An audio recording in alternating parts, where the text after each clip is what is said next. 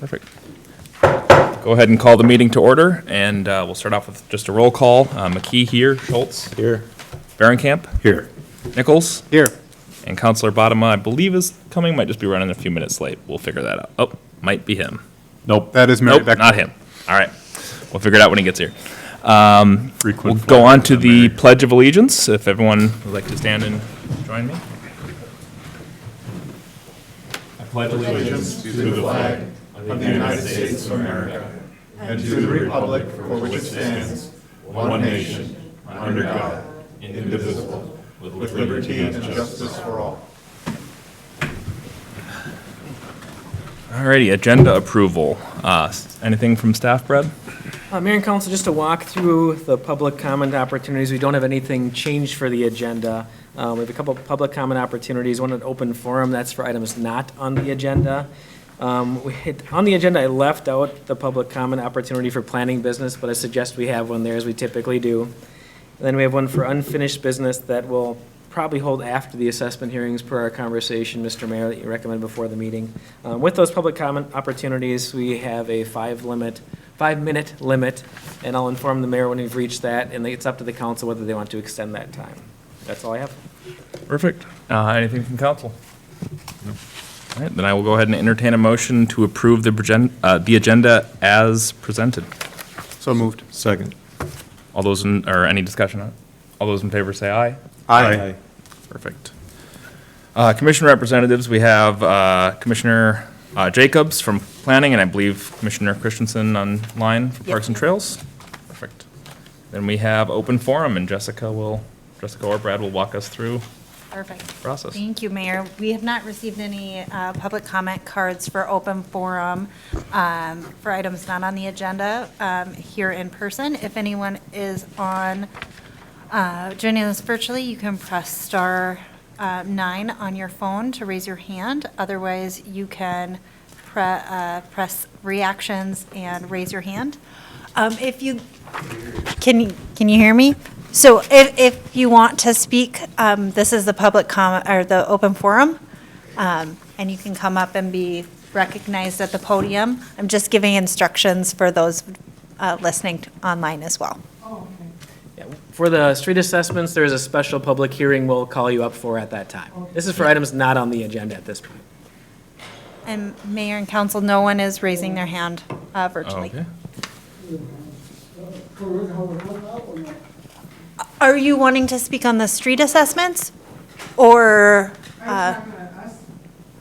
No, gentleman in the front. are you wanting to? You mean about the $11,000, $12,000? We'll have a public hearing on that and take comment. How about in the future repair of the road? Who is gonna take care of that? We can go over that when we talk about the public hearing.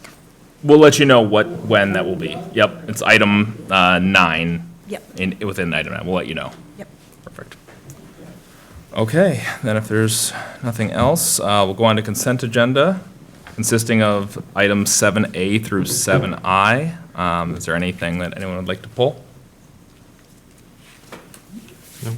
All good? Easy enough. I will entertain a motion to approve the consent agenda consisting of items 7A through 7I. So moved. Second. Perfect.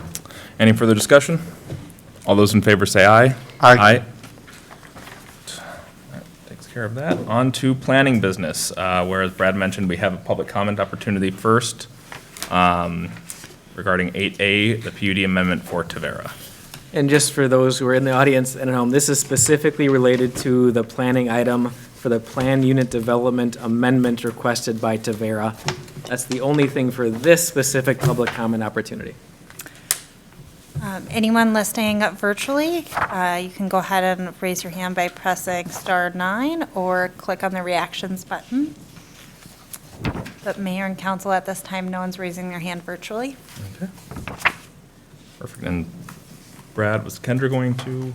Yes, Kendra is. Yep, Kendra's going to present that, and I'll walk through the slides. Sounds good. Good evening, Mayor, council members. This is a PUD amendment for Tavera, as Brad said, and it's specifically related to the stockpiles. Next slide. On April 8th of this year, the council approved the final plat and final PUD edition, or PUD for the first edition of Tavera. And as part of that application, Lennar requested approval to allow a 40,000 cubic yard stockpile near the planned horseshoe extension, estimated to be 40,000 cubic yards and 20 feet high. And after significant discussion, the council approved the request with the condition that the stockpile as shown on the grading plan is approved and must remain in compliance with the plan dimensions. That was the only stockpile shown on the plans. Since that time, the developer has constructed that stockpile in the approved location and 3 additional stockpiles near Hackamore. And when staff saw the additional stockpiles happening on Hackamore, we reached out to the developer and notified them that they were in violation of the approvals. In response, Lennar submitted a PUD amendment to request that those additional 3 stockpiles be allowed. They estimated a total of 38,000 cubic yards, and again, estimated they'd be at 20 feet high. If you look at the next slide, Brad, if you can point, the horseshoe trail extension is where the approved stockpile is. And then the new stockpiles are down where the future road will connect to Hackamore down in that area. So on the next slide, you can kind of see more clearly for anybody who hasn't been out there. So on the left, you can see a green arrow roughly where the approved stockpile is and the red arrow where the new stockpiles have appeared. On the right is an image that city engineering staff put together to identify generally the location of those 3 stockpiles and general sizes, which we think is a little bit bigger than was identified in Lennar's narrative. Next slide.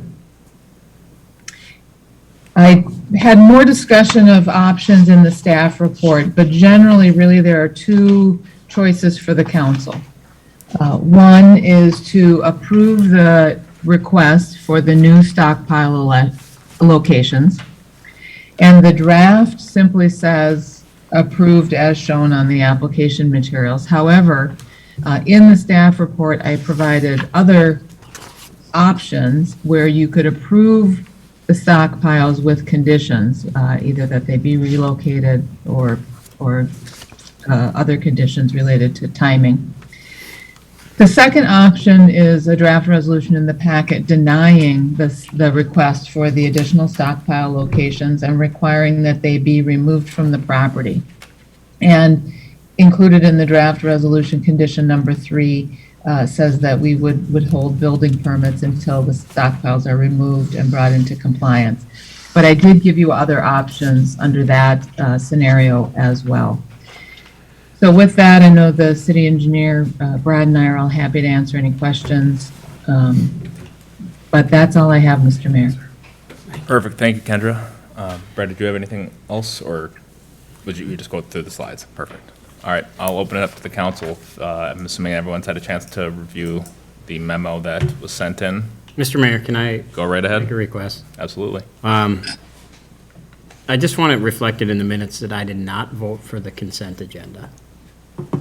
Gotcha. Just so it's 3-0. I would have pulled one, so we don't need to rehash it, but just FYI, please.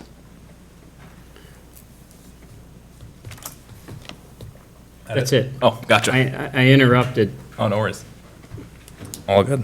but someone else can kick off this, or whoever can, if somebody wants to speak on it, go ahead. Yeah, I'll open it up to the floor here if anyone's got some initial thoughts on, obviously, pretty significant change in terms of the grading stockpile amount and location and all that, so. Mr. Mayor, Right ahead. I'll jump in quick. The thing that disappoints me the most is we've already got 3 piles of 38,000 square foot of dirt already put someplace that wasn't allowed. Why should we be even talking about this when the developer, whatever, has the mindset of ask for forgiveness instead of permission? I'm a little frustrated. I spoke to some of these issues related to being a good neighbor and stuff. And I just seem to get more and more frustrated with our builders and our developers just assuming they can make things and then request it later. So right now, to prevent me from saying something I don't want to say, Why don't you want I to say can't it? allow this. I'm tired of seeing these things happen. It's been happening for a long time. Even before this group, the group prior, the developers are asking for forgiveness after they've done something. And it's not cool. Being a neighbor, being a good neighbor, keeping things clean, keeping things tidy. I know independent builders and stuff that clean up after themselves that every day they work, not just when a complaint comes through. And I expect more out of the Lennars of the world, and that's the one we're talking about tonight, and the other developers. At least you can't see it, I can't see, the hill, unless you're like within 2 miles of it. yeah, my previous experience, we created a mountain in the middle of 610 up in Maple Grove, and after a series of rains, had a huge mudslide that blocked traffic. What is that gonna do to this neighborhood, neighbors? If you pull up the map, Brad, in the far southeast corner of this property, if I remember right, is a wetland currently. What prevents all of this dirt from going down to a wetland? And I don't want to hear anybody talk about a 2-foot high or a 3-foot high silt fence.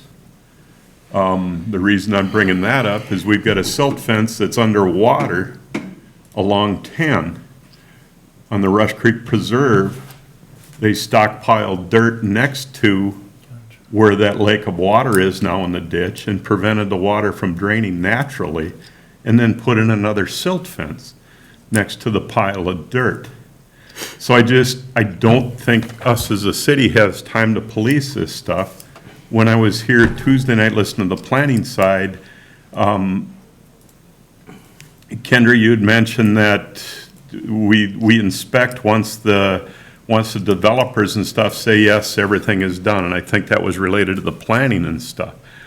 But we aren't holding our developers accountable, the earth movers accountable. If we're blocking off a flow of water that normally went across this site over in Rush Creek Preserve, what are we doing to existing neighbors that are truly impacted, if I'm saying it right? I could say more. Yeah, so- Why should we allow this? They've already done it. We So- say, no, they gotta move it. What's the timeline? What's whatever on the time to remove the dirt? Sometimes I think I have a hard job, but Paul, you have a very hard job tonight in that I'm sure you didn't tell people to pile dirt. It's literally the highest place in Corcoran right now is the top of that dirt pile. I'll say it's irritating. It actually pisses me off. It's not as if you can't see it. And, people have been burning emails and phone calls about it. It's so arrogant to just put the biggest pile of dirt we've ever had in Corcoran right next to a road and think like no one would notice it or it wouldn't bother anybody.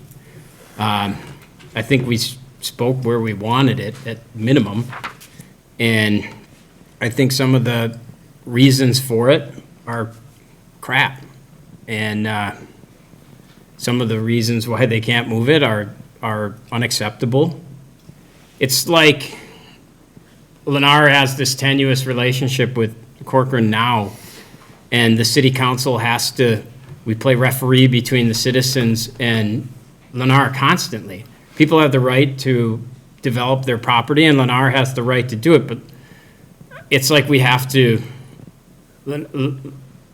be the PR firm for Lennar because they somehow think that nobody's going to notice if they pile dirt right next to a road in a city that has a tenuous relationship with the town and a lot of people in it. It's a little frustrating.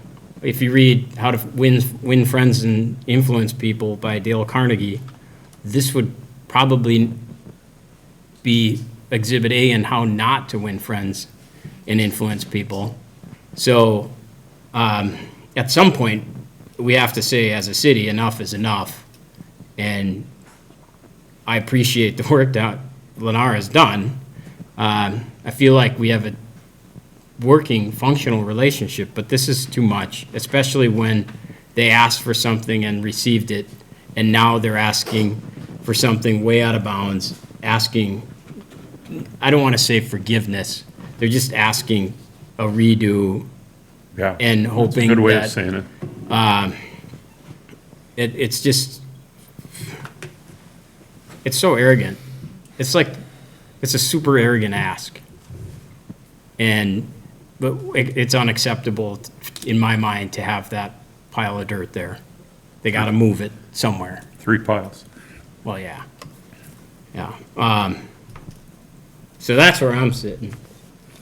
It's got to be moved somewhere or in the middle of the property.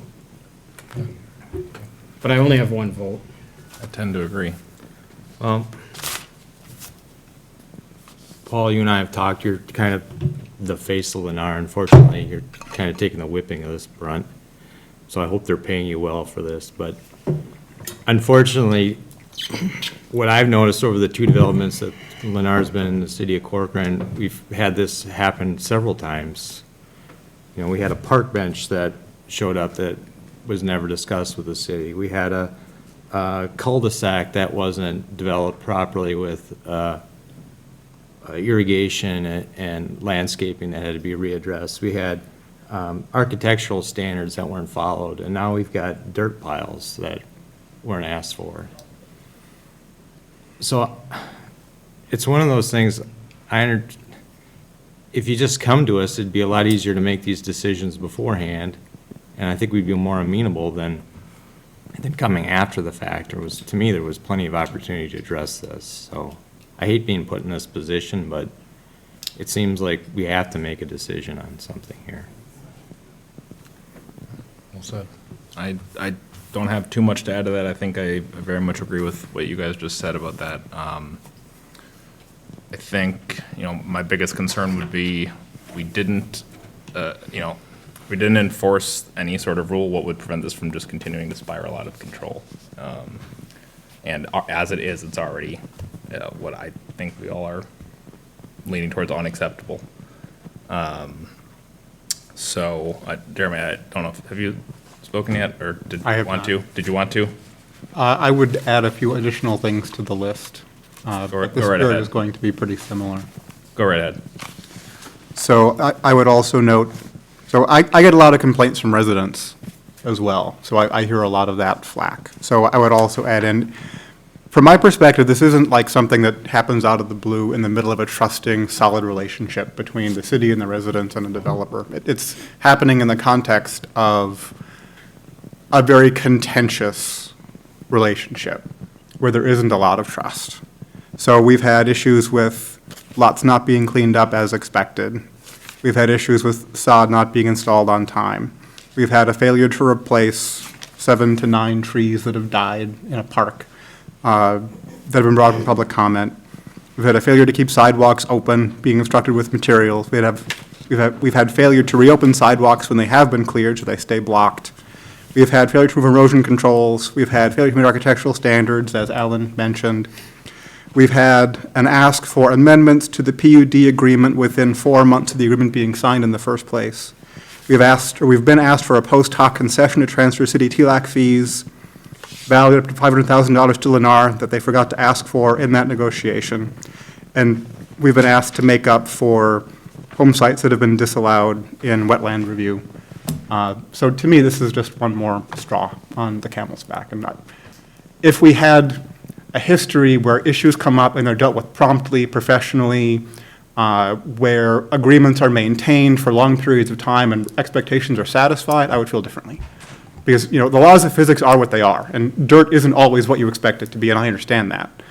But that isn't the situation we find ourselves in. And so I'm reluctant to take an enabling posture when something was explicitly defined in a certain way and it hasn't been adhered to. That's where I'm at.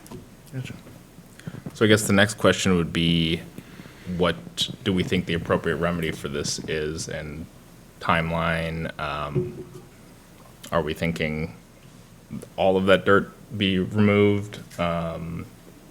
There's, Mr. Mayor, I'm concerned of how well Hackamore is gonna be able to handle that traffic, being the road it is right now. It's better than it is on the east side of 116, but you're talking,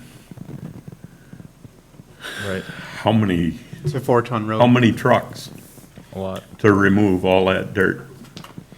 I'm to the point where we gotta get it out of there, but I don't wanna destroy any of our city roads. And I'm not all that happy about tearing down the county road either, which I'm sure the county's not that happy with. So the question that I have is all of this dirt gonna stay on site through the development, or is some of it gonna be able to be removed? There should be some engineering ability to figure out how much is gonna be needed and how much isn't. And, again, it just seems like it's been a guessing game. Well, based on Lennar's letter, it said that there's gonna be short in the fourth edition, and all that material will be used up. So my suggestion is, instead of making them move the dirt off the facility, we force them to accelerate their grading on phase 4 and move the dirt off there, and don't give them any building permits until they've done so. I didn't even read it because I'm that displeased with what's going on. I didn't even read the note, just felt there wasn't any accommodations our way. I'm not gonna accommodate anyway, but I'll start listening here soon, once I get calmed down, so. So Ellen, you're kind of saying putting a kind of hard date on the end of when that grading work should be done, and if it's not in compliance, and put it back in by then. Yeah, I'm saying, don't make them move it off-site, Okay, because that's a detriment to our city. They're gonna use it on-site, and they're gonna supposedly use it on-site in the next phase that they go into grading. right. So their timeline is X on grading. If they want to develop, they want building permits on this phase where they're in violation, make them move up the grading of that phase, use the dirt, get it out of there as quickly as possible, and then we'll issue building permits on those phases. Yeah, that's what you're saying. Mr. Mayor, can I add on to that idea? I don't disagree with the basics of the proposal. Can we feasibly ask that the 3 stockpiles be consolidated with the first stockpile, so that that one gets larger and you're farther away from Hackamore and it's not as visible off the site? Yeah. Until it can get consumed? I would think if we're allowing it to stay on in some version of Alan's idea, that we would maybe have, Public Works or someone from city staff with the expertise determine where exactly that would go and where it's appropriate to be. I think my gut tells me that some of the existing piles that are there are too close to Hackamore, particularly one of them. And then making sure that they're all in compliance with the height and dimensions that we would set or have set. So that would be my thought on how we. Location I would prefer also would be on their site, not even close to neighbors and stuff. Their site is completely surrounding this dirt pile instead of off into a corner or something like that. Right. Yeah, I wasn't thinking about as far as making them move the dirt twice, but I was saying. I like your appointment of, we can make it happen, but we're gonna withhold building Right. permits until. It's gonna be on grading is them. They're done. just gonna have to incur that building cost, or that grading cost, Yeah. without the benefit of selling any lots on the first few phases. Yep. That's their penalty, really. In my mind, but I'm open to anything else. Don't we have to have a time? So I agree with that, but don't we have to have a timetable? Well, the timetable is they have to come in compliance, right? Yeah, Before we also- can. That's up to them, how fast do they wanna grade? What if they just don't want to grade? Then they anymore? can't get any Issue building building permits.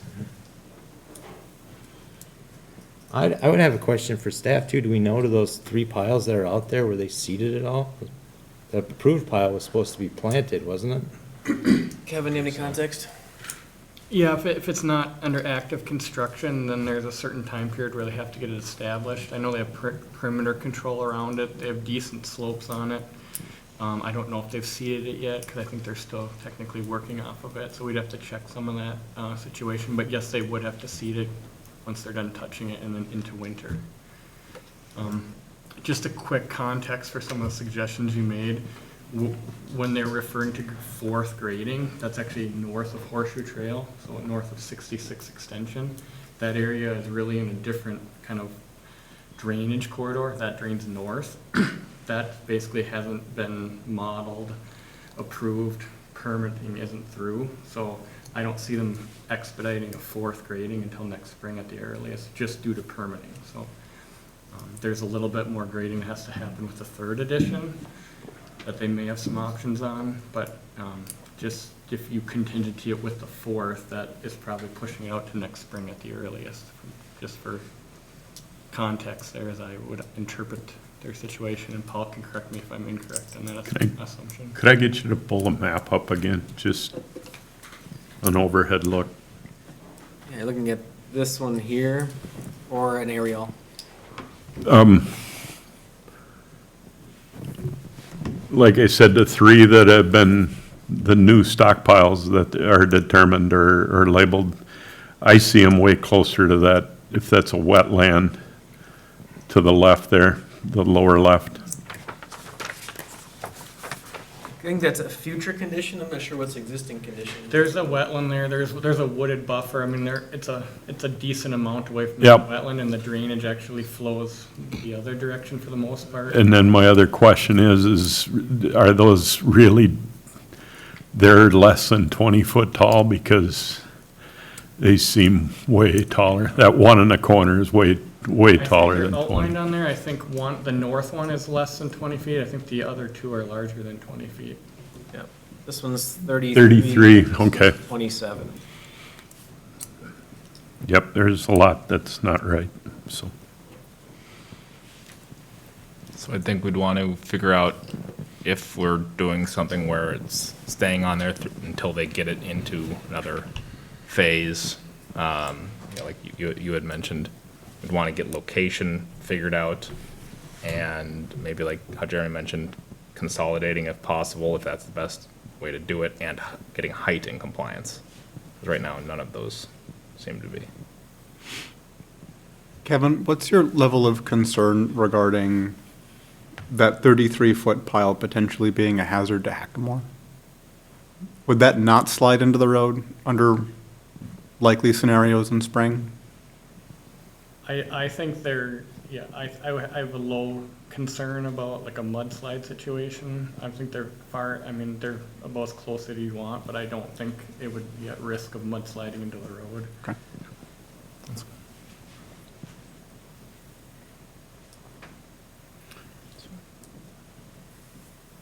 I still don't. So I still don't know where we sit as far as like,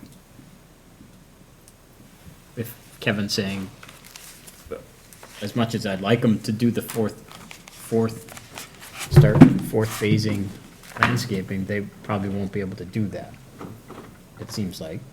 So then, do we just make them move it into the middle there where the green is? Do we make them truck it off if they can't fit it there?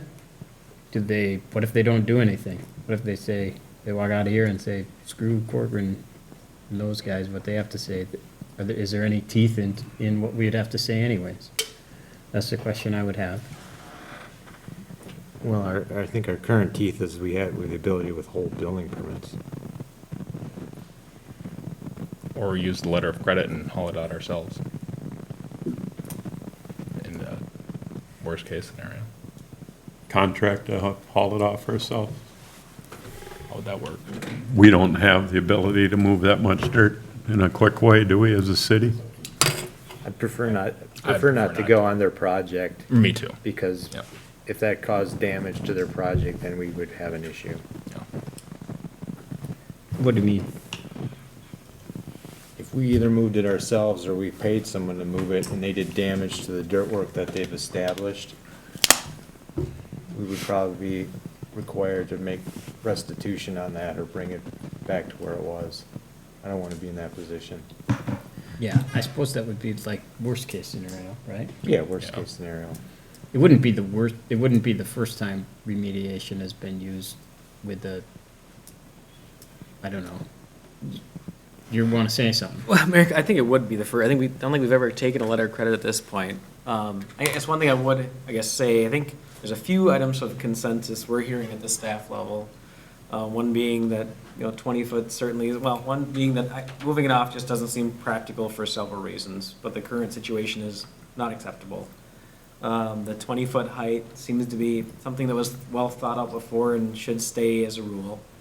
The locations are unacceptable, especially how close they are to Hackamore, and there should be some consolidation. So one thing I just would suggest, I don't think it's unlikely, just to review the things that Kevin brought up just immediately, that this group or me have enough information to probably cite these. One option would certainly be to,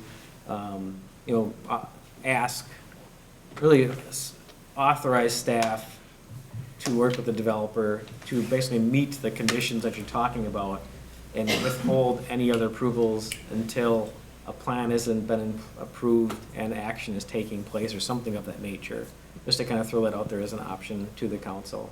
It could also be no approvals until the situation is resolved completely. But we weren't going to get approvals till next spring anyways. This is pre-approval work, period, right? So- Well, I was referring to more to the, building permits, for example. Yeah, So they are looking for building permit approval basically nowish for the Oh. first homes on site.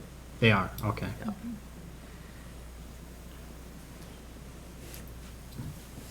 You want to see if the defendant wants to talk? Sure. Go right ahead, Sure, Paul. I'd like to say a few words. Good evening, Mayor, members of the council.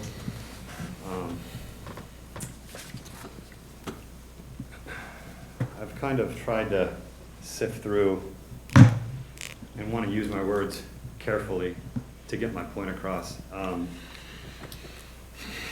I think we all agree that this is a frustrating situation. If I'm being honest with you, I don't want to be here right now any more than you all want me up here right now due to the situation. And I think one of the things that Dale Carnegie would say is that consensus can be reached by asking questions and getting everybody on the same page and trying to be proactive versus reactive. So, do we all agree this is not ideal? We absolutely do, 100%. Are we all frustrated? Yeah, we are. And, I'm trying to work through this the best that I can, but part of the issue of why we're here this evening is because we've asked for grading flexibility multiple times. We did for every addition in Ravinia, not to be tied to final plat. We did for the first couple editions of Tavera because we knew that this was going to be a big grading job. And to give you an idea of kind of where we're at with this, we've moved 80 acres in a grading job. We've moved 380,000 cubic yards of dirt. And we're 35 to 75,000 long, depending on how you want to cut it. Now, the problem with that is that we're working in clay soils. Clay soils are very unpredictable. And we tried to acknowledge that when we were coming out of the chute. And if we had had the ability to get into the grading sooner than we did, we might have identified the problem sooner.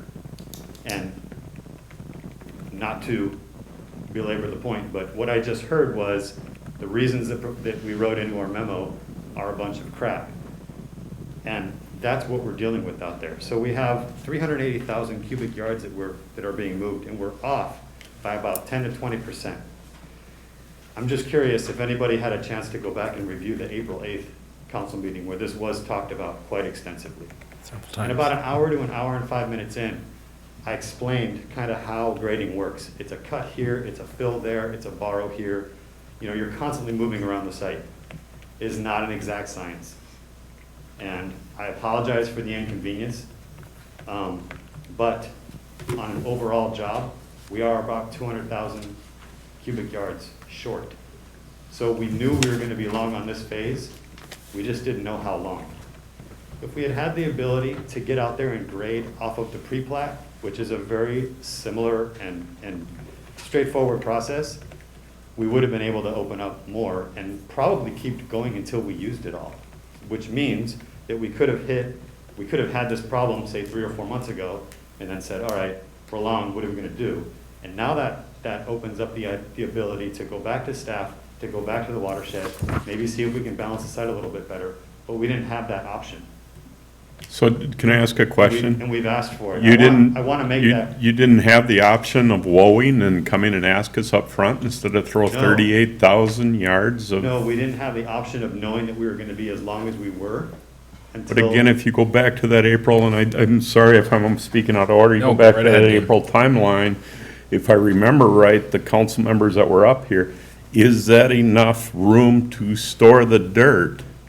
And the comments were based off of soil borings, yes. Based off the soil. In borings. the soil borings and those kind of things is kind of a science. There's been properties left out here, walked away from because the soil borings have fallen apart. How inaccurate is soil borings? I just disagree with those things. And again, doubling the stockpile without asking for it up front just isn't cool. Like, I could use other words. And I But it understand. just, I'm the new guy up here, I'm gonna be the one that's gonna jump. I have no vested interest in this, other than making our city a good city. It is a good city right now. I wanna make it a place to live. But if we don't have cooperation from developers, earth movers, all of these people in constant communication, this isn't gonna be fun at all. And I don't mind no fun, but I sure am not nice when it comes down to it's not fun. To put it back on us wrong, completely out of line. I don't care who you are, which developer or anything. You need to be a good neighbor. And I'm sorry I grew up in that era. And I didn't watch Mr. Rogers a whole lot, but a good neighbor, and I'm not talking you, I'm talking Lennar as a whole. I'm talking every affiliate with Lennar needs to be more upfront with things. I gotta stop. Sorry, thank you for letting me have Of time. course, anytime, Dave. And I do hear your frustration, and I'm sure that there are fellow associates watching this evening. I don't think that the end game for you and I is that different, because we're trying to deliver a nice community. I've received a lot of input from, well, Councilor Nichols, Mayor McKee. My understanding is that they like Ravinia. They like living there. They like what it is. I've gotten support from staff when they take a walk out there that the neighborhood is beautiful. Those are the words that are used. I'm not making this up right now. So when I ask, is it something that, and you can tell me if you don't like it, but my I understanding is that you just don't know where you're putting words in my mouth. I'm not So- saying one way or the other, but I think that's also out of line. Okay, well, my feedback from city officials is that Ravinia is a very nice neighborhood, and that's what we're trying to get to. The end point is great. And- I won't disagree with that one bit. But to get there was a pain in the, and I can't say the word, with neighbors, with the existing neighbors, it was just completely carefree. Yeah, we'll fix that down the road. I have a tree fall into my neighbor's property, I can't get out there fast enough to cut it up and remove it from their property. That's something very simple. I saw somebody that is trying to be a good neighbor, hasn't stood in the way, but we don't care. We got a 5-foot side yard and the roofing material laid on their property for how long? And then it finally got picked up. The roofing material was there for a couple hours while the roofers were working, and they picked it up at the end of the day, respectfully. I'm seeing developers have catch-alls and everything, so nothing falls on that property or in an easement or on the road. Way more care than what is used and what is being done. Again, not Lennar people, but Lennar contractors. So again, to go back to, if you're gonna put it on us as a city, I'm not one that's gonna work that way. Because it just, you need more, you come and ask. You don't just do it. You don't double a stockpile and then finally ask for it because somebody has made a comment or complained. And to go 33 feet, that shows that shows no respect to us as a city whatsoever. Not disputing Ravinia is a great place to live.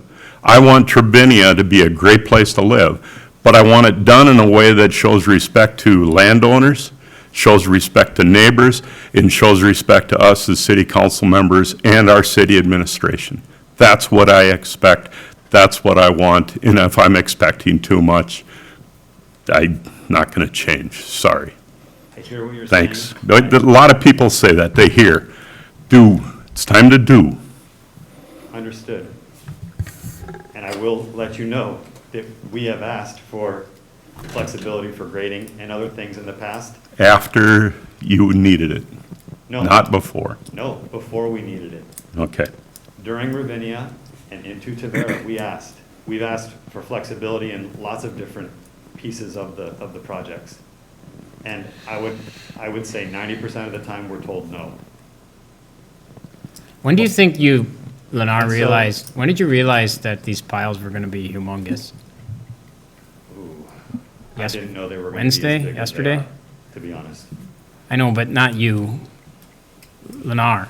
It was brought to our attention that we were going to be longer than we thought, right around the middle of September.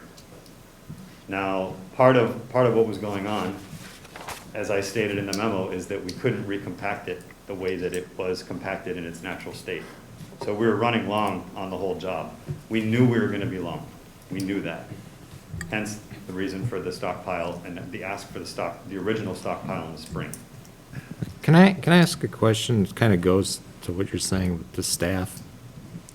In here, Paul writes about a June 10th meeting and they're asked for stockpiles on a plan and that would have to go back to city council, but it wouldn't get to us until July. Correct. What is, I mean, if they had an issue like this, September, let's say it came out right after the first meeting of council, isn't there a way to expedite that to get it to the second meeting of council? Correct. We got this on the agenda on a typical non-planning item, and again, I would say per the memo, that ask could have happened in the council in July Or couldn't you even get it in the second June meeting? if we got a request. I mean, I guess what I would, Mayor and Council, I mean, Paul has made his point. He's got it in writing. I don't know there's a whole lot of benefit just to, woe is me, woe is me. I think we have in here is, here's some facts of the matter. Yeah. We have a formal request. We have a engineer, public works director who could kind of guide the conversation of what could work, I think. It's up to you whether you want to keep hearing this, but I think ultimately it's really resolving the situation. I don't think it's beneficial to get off track and talk about a shingle here or a tree there or things like that that's happened in the past. But I think you get our point where some of our understand your point. frustration is and. And what I think what we're prepared to do and what we're trying to do, I just submitted the third edition of Tavera yesterday. We're already going to be working on the fourth edition. I'm happy to go back to the drawing board and see if there's a way that we can work through some of that stockpile and maybe move it this year. Part of the problem, though, is, as Kevin said, is that we have to work through watershed approvals, and we have to have the city permission to do it. Have they had a first run on the watershed yet? Not for that piece. Well, everything south of 66 to Hackamore, there is a plan that's gone through watershed. If we go north of 66, there is no plan. So to me, 66 is the boundary. So is the fourth edition, are there any additions that have been approved rather than the numerical fourth edition? So first edition's getting built right now. It's Yeah. basically off the main entrance. Then immediately south of that, the second edition has been approved. They're still working on basically wrapping up the agreement and platting it. And then the third edition, I believe, is basically taking it all the way down to Hackamore. So these stockpiles do sit basically in the third edition.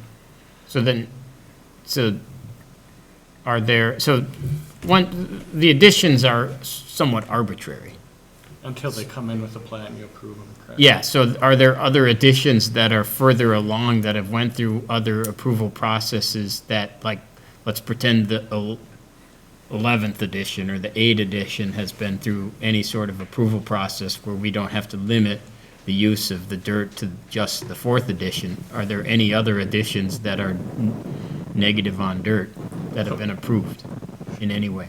When the first edition, when Tavera first came in, they did Tavera first, and they got this expanded grading that was part of that long conversation that basically allowed them to grade beyond the first edition pretty significantly. As you'll see, that grading area covered first and second and now third that just came in. So their first approved grading site, which we were comfortable with, it went through the procedure, that basically now covered effectively almost first, second, and third. That's really the only grading approvals. Anything outside of that area is gonna have to be a stockpile, because just due to the topography out there and the permitting, it's gonna take months to go through engineering and watershed. So we're looking at any grading north of 66th, where it's approved, is gonna be spring of next year. So can't we, so we really don't have an option of saying, watershed approvals take forever and other approvals take forever. So we really don't have the option of saying, get rid of this and use it on your other sequential options here. We just have to have, I think, like, we have to have them move it somewhere. Because we can't say, use it on your 4th edition or whatever, because it'll sit there all winter. They're not gonna be able to get watershed approval for a while. Yeah. So, in my opinion, they have to move it somewhere. And if you don't want them trucked, like, the dirt has to then move over somewhere else, like where the green arrow is, or, I don't care, it's gotta be, we all agree that it's gotta be off the road. So then it's, what do we do? And I don't think making them fast track the 4th option is an option. I don't think that's realistic. So I actually think we have to find a different option, and that's to move it away from where it is today. Mayor, may I suggest, the two options that I see, based on what I've heard, is either make them move it up in the stockpile area that was approved north of 66. It would just be another stockpile. It would make it larger. That one's fairly well hidden, to my knowledge. We haven't had a complaint. Or some other location near there. Or basically make them knock it down and rearrange it somewhere here in the 3rd edition. Yeah. So that might, we'd have to work with staff and what they want, but it would basically knocking these 3 piles, building up more like berms through the site that then they'd move later. They're handling it twice, but it's closer, and they can still use it up on the south end of the development, which I think is their intent and probably why they put it here, so they don't have to move it. They can move it with more flexibility. So I see either work with staff to blend it in down here appropriately and maybe some setback requirements or height requirements that you could give us to work with the developer on, or move it up to where the other stockpile is, knowing that that's gonna be expanded, but it's probably more hidden from major roadways. Can we push it into Medina and let it be their problem? Not if you want that road rebuilt someday. Exactly. I really think those are the two So options. those are the that two, make the most realistically. sense. And the most reasonable, based on what I've heard today, would be those are the two, what I would look at, from what I've heard you guys. So how do you make a builder move piles of dirt? What's the mechanism to say, you better do this by this date or else? What's the or else? Can we legally do it? What's the repercussion? I don't know if Kendra, if you're listening, if you have any comments, how that would work through the resolution, but I think just giving us height elevations, and setback elevations from the road, and then tasking us somehow to establish a plan and bring it back would be my answer to that. But Kendra, do you have anything else? Yes, Mr. Mayor, we do have a resolution approving an amendment for Tavera First Edition, and you could modify that, condition number 1 to PUD amendment is approved, period. Staff is directed to work with Lennar to relocate the 3 existing stockpiles near Hackamore 2. And then, as Kevin said, you could be specific in terms of a location up by the approved stockpile, or more generic in terms of something like a minimum of 200 feet from all lot lines, no more than 20 feet tall, or something to that effect. So I think you could provide some direction in a resolution, but I think, as Kevin said, the best way probably is to not try to just solve it tonight, but to work and then bring something back perhaps as an update to the council, through Brad informally. So what's the consequence then? Well, I think as part of that, you can very much say, as Councilmember Schultz noted, you could say until that, and I said this in my staff report, until that plan is approved by staff, or until the dirt is relocated, we will not issue building permits. You could Can you just do a cease all work order? You could do a stop work order until that's done, all work unrelated to this. Would it make sense to do something like, direct to work with staff on a plan, and if it's not in compliance 30 days, I'm just throwing out a number, after that plan has been proposed, then stop work or withhold building permits or whatever? Yeah, which one? Well, I think you withhold until the plan. Withhold then what? Withhold the building permits until the plan. And there's X grace period once the plan is figured out. If it's not completed, then you would do the cease. Are there active permits in the system? Yeah, I just asked Kevin that question, actually. There's permits in the Go, system. Brad. We haven't released them yet. Model home ones would go first, but we're waiting access to the site. I anticipate maybe a week and a half, weather dependent, where we would potentially could release some models. And then maybe another week to two after that before the homes would be ready to be released. Just that's due to the infrastructure status out in the field, so that's weather dependent. But we're looking at in the next 1 to 3 weeks a fair amount of permits being released.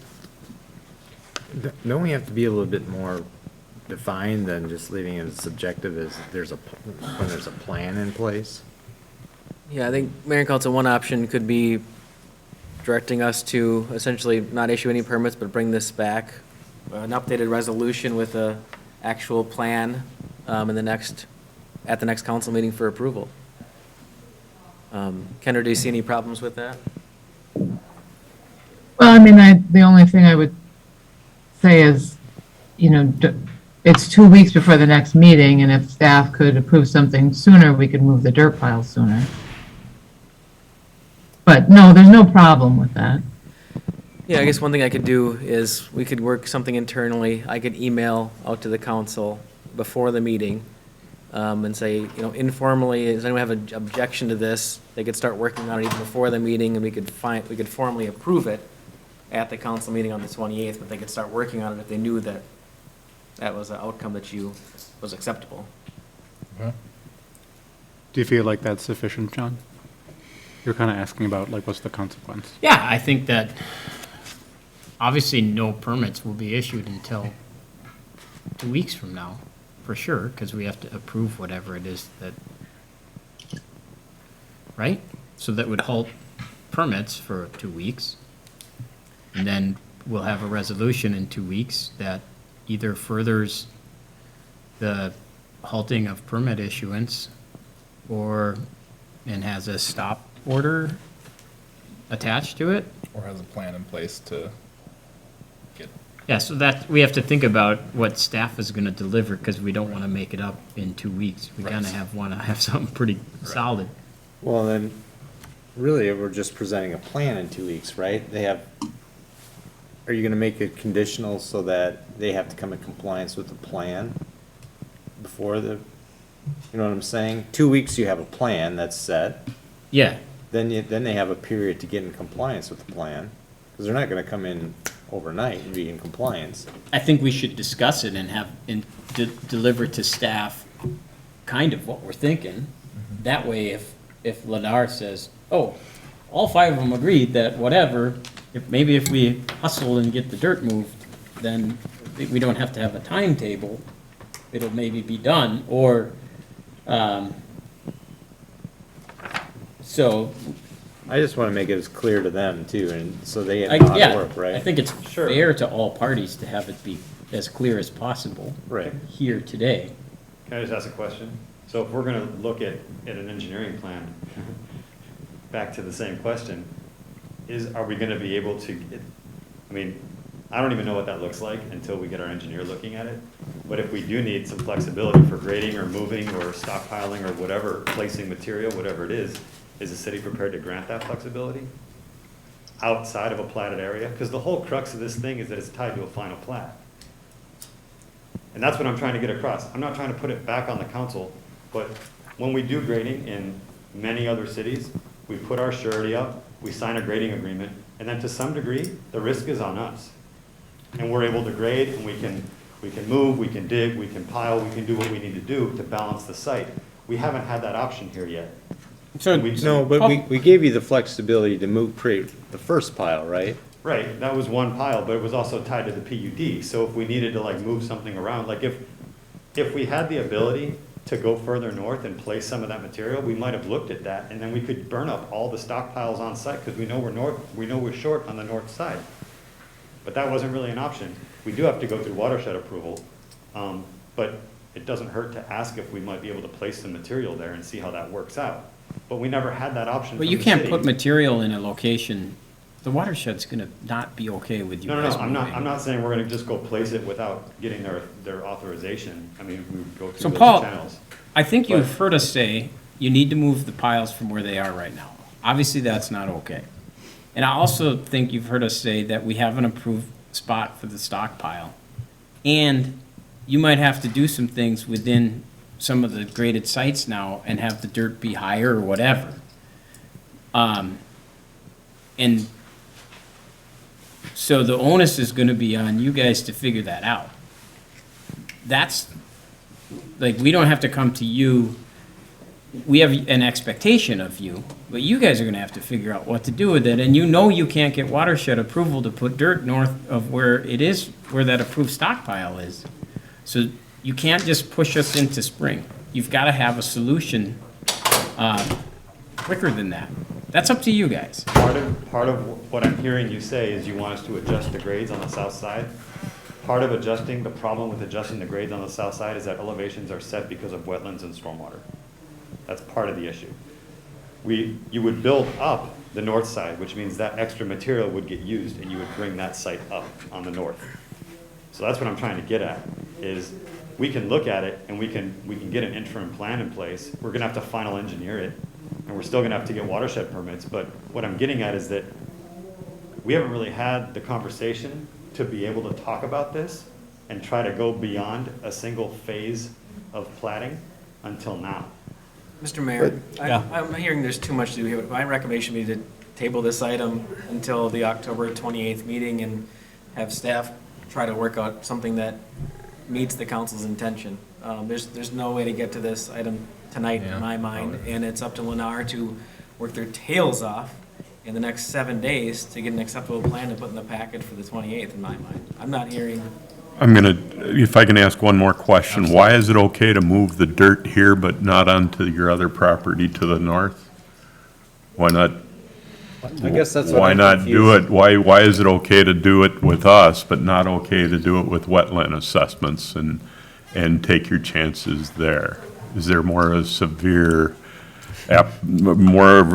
reprimand to pile of dirt on the north side of the green arrow where you don't have approval now and you didn't have approval down here? Well, that's We could- kind of a loaded question, but. I'm asking. I I didn't- got a kind I of asked question sarcastically. kind of off yours, Dean, but, so I understand you can't just plop dirt up north of Right. 66, right? Right. But how are we able to approve a stockpile north of 66 now? Was that in a plan that was approved? Yeah, that was the stockpile that was originally proposed. Right, but you got permits to do that, right? So is there a certain area? I mean, why couldn't we have just put those piles up? Why couldn't you have come back and asked for that pile to be bigger before? The permit wasn't necessarily for the stockpile itself. The permits that we had to get were for wetland impacts and for stormwater on the Yeah. south side. You can stockpile as long as you erosion control it and seed it and put up your silt fence and do everything in accordance with MPCA and NPDES protocols. So really, the only approval you needed was from council to make that pile on the north side bigger. Bigger. So you really could have came back to us before to level the site and put that dirt up there had you wanted to. You could have, right? It was just an ask. I suppose. I didn't know that we didn't know until, like, again, we didn't know until middle of September that we were gonna run that long. No, I understand that. I mean, I understand that, but the point that I'm getting to is that all it took was an ask, right? Just ask. It's simple. You ask for something before you take it, and I understand what you're saying, and that will be the protocol in the future. because I personally probably wouldn't have had a problem if you came to me and said, we got all this extra dirt, we need to make this pile bigger, can we do it? And it came to council or staff a week before and it got in the packet, I would said, fine by me. Honestly, it wouldn't, well, that wasn't a big ask.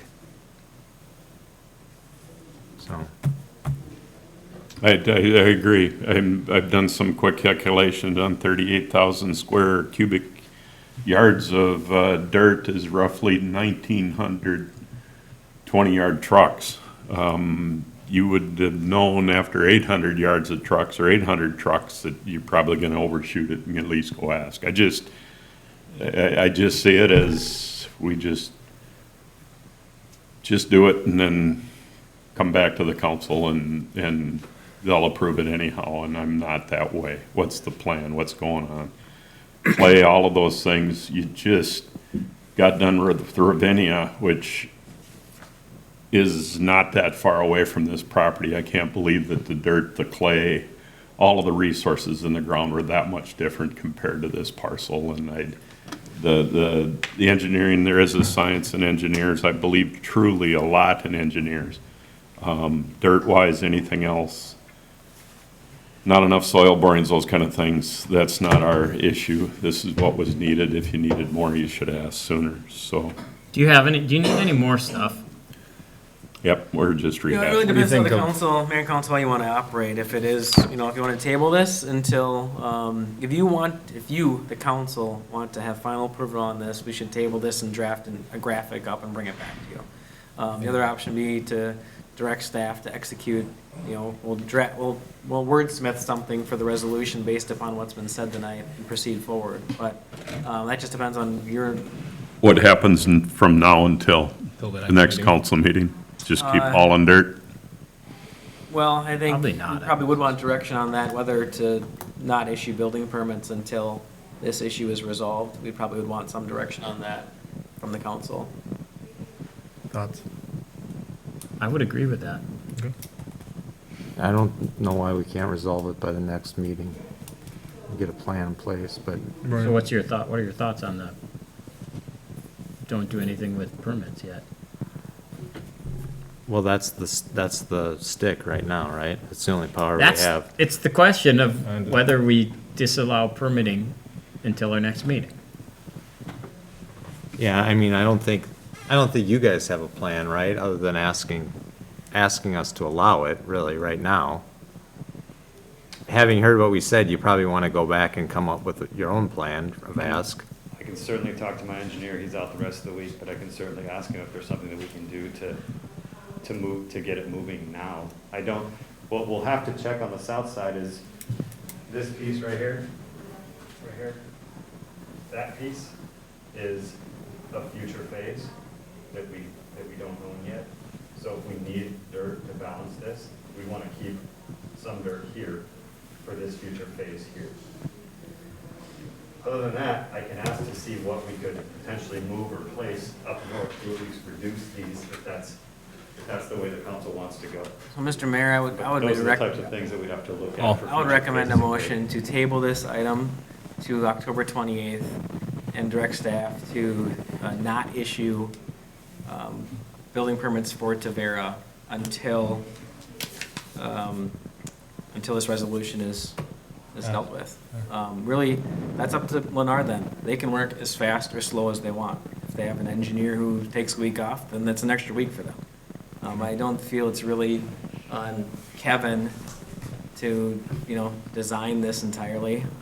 We have enough work going on with every other project in the city. So if they want to take if they don't have a plan by the 28th, I guess we could recommend denial. Right. Everyone comfortable with that? Yeah. Do we have to have a resolution for that? Since it's a PUD amendment, I believe, so Kendra, is that an accurate statement? You'd like a resolution? Well, since we're tabling it, I don't think we need a resolution. We can Not just tonight, table. but eventually. Yeah. Do we need a resolution denying applications until the 28th of October? Just direction. No, I think per the motion, that's specific, if it's a motion that is approved. I'll go ahead and make the motion then to table this to the October 28th council meeting and direct staff to withhold the building permits until that meeting and the Second. vote is on that.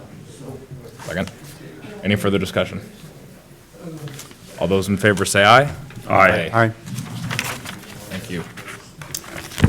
Alrighty. Working. Thank you. On to the next. We have 9 unfinished business, which we have at a public, we'll move the public comment opportunity, so we'll go right into 9A, which is an assessment hearing for Corcoran Trail East and West Street Improvement Project. Yes, thank you, Mayor and Council, and bigger thank you for those in the audience who have waited for Yes, this thank moment on that. I have a brief presentation that might help answer some questions, and then we'll jump into the hearing. So the first assessment hearing is related to the Corcoran Trail East and West Improvements Project. The image here shows the location. Are you guys able to hear me okay in the audience? I can barely hear you. I'll turn it up a little bit. Is that a little better? Oh, there we go. All right. So just a little history there. You guys probably remember this, just for those maybe in the audience. We had initial discussions on this earlier this year in February, and it really came down to the need for the road to receive an overlay potentially. And after review, the road was really to the end of life, and a simple overlay would not cut it. So staff recommended a more enhanced, really rehabilitation of the road. And with that, the council approved a feasibility study for that enhanced rehabilitation. We held a virtual neighborhood meeting on April 21st. It was actually pretty well attended. I think we had 13 or 14 property owners that were on that virtual hearing. I know Kevin and myself talked to a few others who weren't able to attend as well after the fact. The council reviewed the feasibility study on May 13th and called the improvement hearing for June 10th. And the improvement hearing was really one of the 2 steps required with an assessment project to comment on the project before it gets going, before it's ordered essentially. And that was held on June 10th. And then the final step prior to any assessments being able to take place is an assessment hearing, and that's where we are tonight. So really the purpose of tonight's meeting is to hear any objections to the proposed assessments, and the council may choose to amend the assessment roll prior to adopting it, if you choose to do so. We do believe the project will be completed for the most part, other than punch list, this month yet. They're getting really close to paving. You guys see that more than I do. I drove out there today. As far as the financing, the project has not been completed yet, obviously, but the estimate was about $590,000 with a significant city contribution and then special assessments in the amount of $176,400. And how the city works with assessments is we have to prove value. We can't assess you an amount higher than an approved benefit to the property. And of course, that's hard because you typically don't see that benefit until you sell the property, but ultimately it is a value to the property owner. So we hired a licensed appraiser, and for those properties who had an existing gravel road to a new rehabilitated pavement road, the benefit range was between $12,000 and $20,000. For those properties on an existing poor pavement to a new rehabilitated pavement, the assessment level was $6,000 to $10,000 for the range. And then per council directive, we actually got a letter of benefit for what if the city just did an overlay. What would the benefit be? And that was more along the lines of $1,000 to $3,000. And the reason the council directed us to do that is this road, per our assessment policy, was listed to receive an overlay at no assessment. And I'll show how that plays in the next slide here. So as far as the assessments that are proposed, we have the existing gravel to new pavement. So again, I said the range of $12,000 to $20,000. Our assessment policy says we use 90% of the low end of the range. So the assessor, or the appraiser says, at minimum, it's a $12,000 valuation increase to the properties. To be extra safe and ensure we have defendable proof above and beyond, we use a 90% of the low range of the value. So that's the 10,800 number. For the existing pavement and new pavement, again, we use that 6,000 number to start. We use 90% of that. And then the council said this group should have received an overlay without a cost to them. So they did a deduct or a credit of what the benefit of that overlay would have been assessed to, for example. So that's the $1,800 credit. So that's how we got to the numbers. So you have 9 properties with a proposed assessment of $10,800, 22 properties with a proposed assessment of $3,600. So the action tonight would be to hold this assessment hearing and then consider whether or not you'd want to proceed forward with the assessment roll as is or with amendments. That's what I have. Thank you, Brad.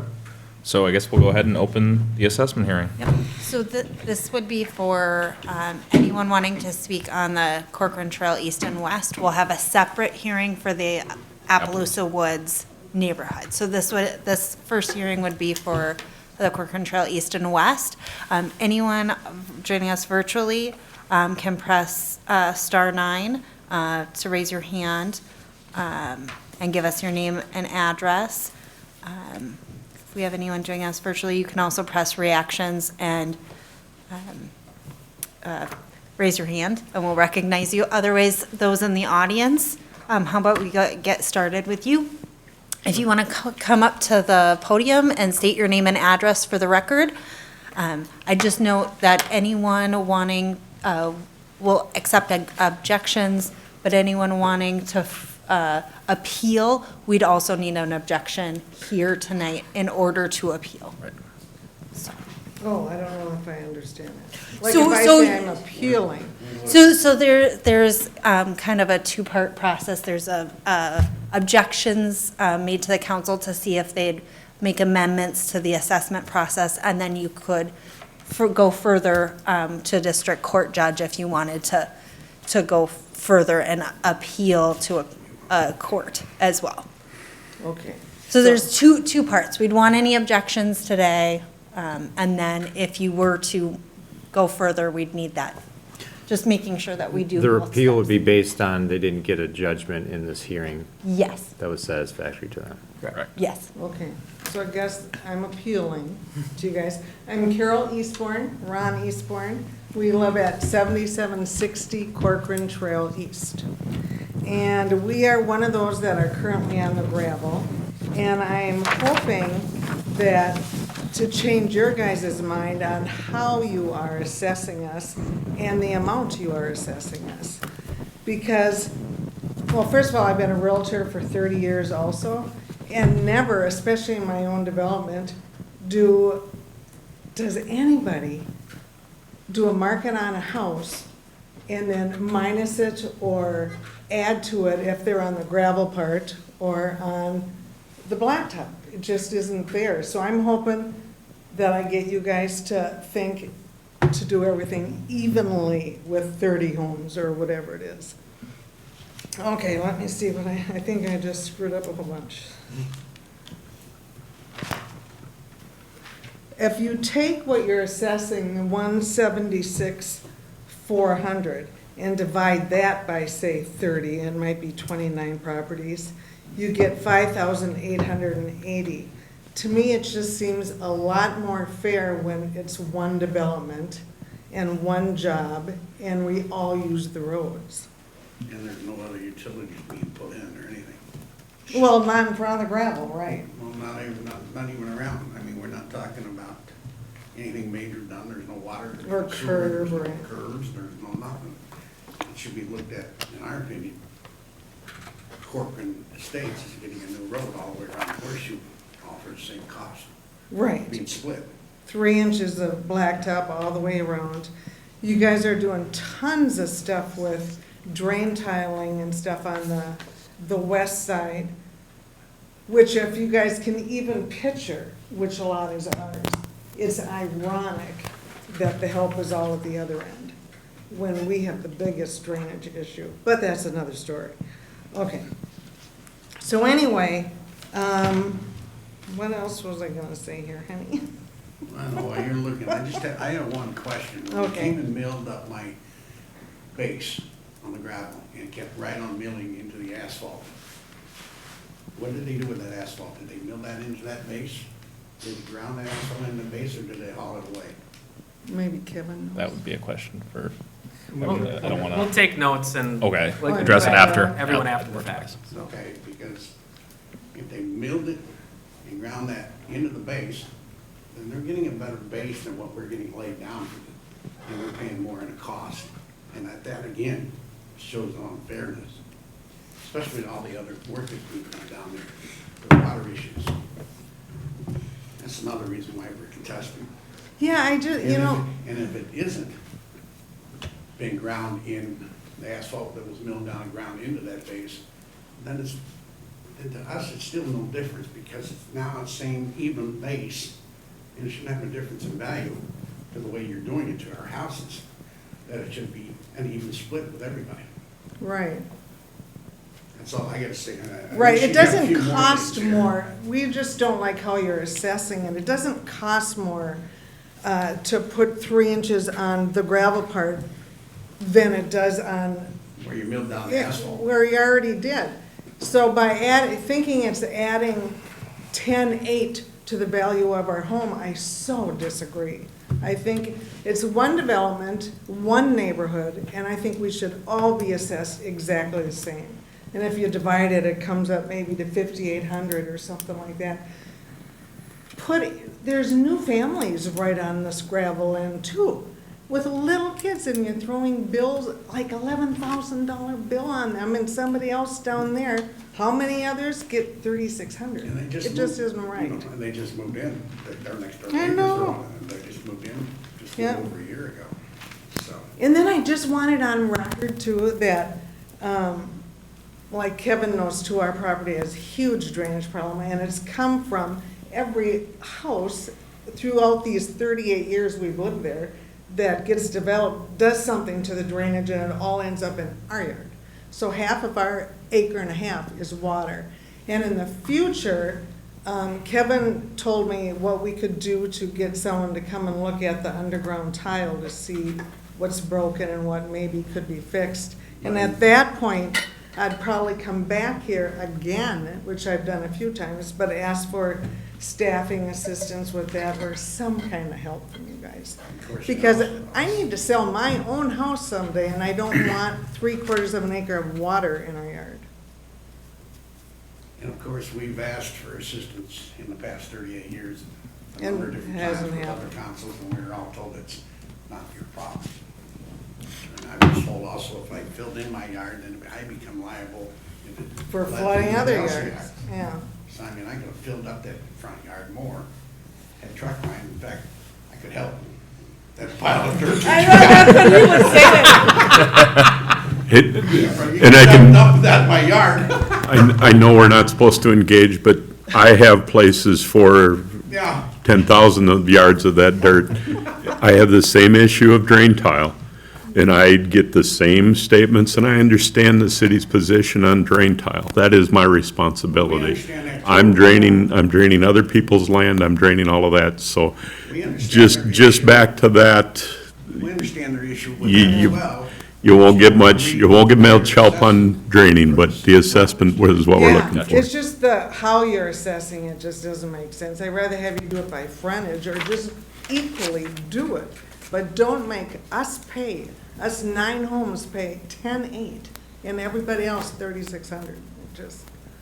That's just kind of crazy. And I want to thank Kevin so much for hearing us out and letting us vent. Okay. Thank you, guys. Thank you. Thanks. Anyone else want to speak on the Corcoran Trail East and West? Perfect. You could give us just your name and address. Huh? Could you give us your name and address? My name is Brian Tucson. I own property at 77 Corcoran Trail East and also property at 7815 Corcoran Trail West. I agree 100% with what the Eastbourne said about it being assessed unevenly based on whatever. And then there was really no study as to what we could afford to pay. I'm past my primer and want to retire, and sticking me with, I got assessed 10,800 on the 7720 and the 3,600 on the 7815. The 7815, I'm going to fight tooth and nail. I've had over 13 purchase agreements, and the city has swooped in every time at the very last minute and scared my builder away. I finally got text messages and emails that I gave to the tax assessor.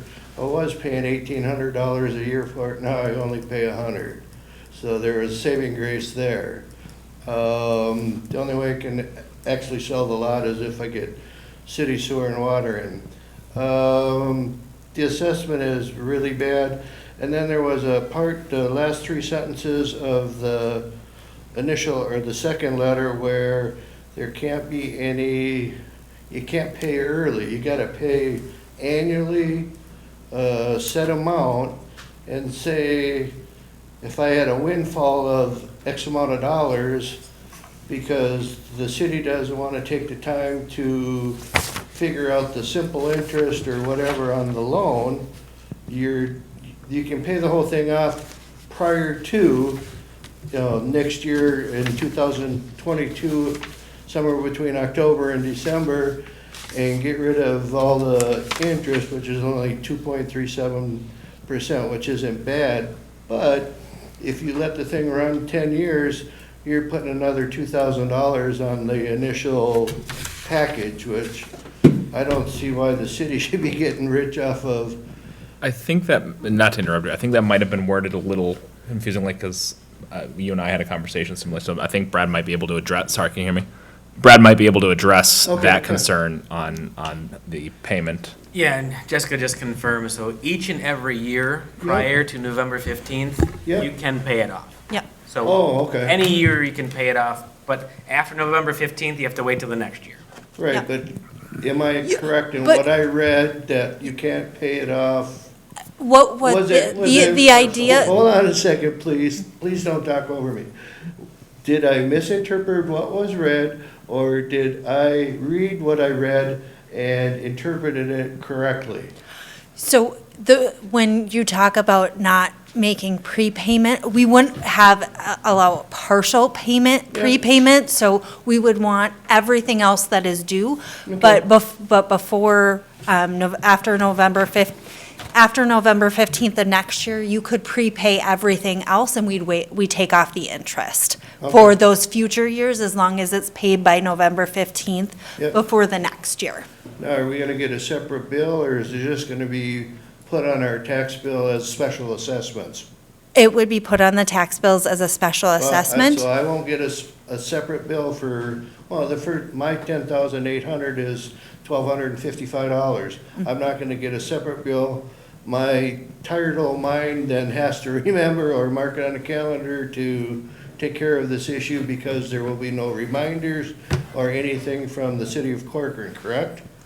Well, each year, you'll Yeah. get your tax statement, so that's your annual reminder. Oh, okay, Your 'cause tax. it's just at the bottom of the, okay, Yep. all right.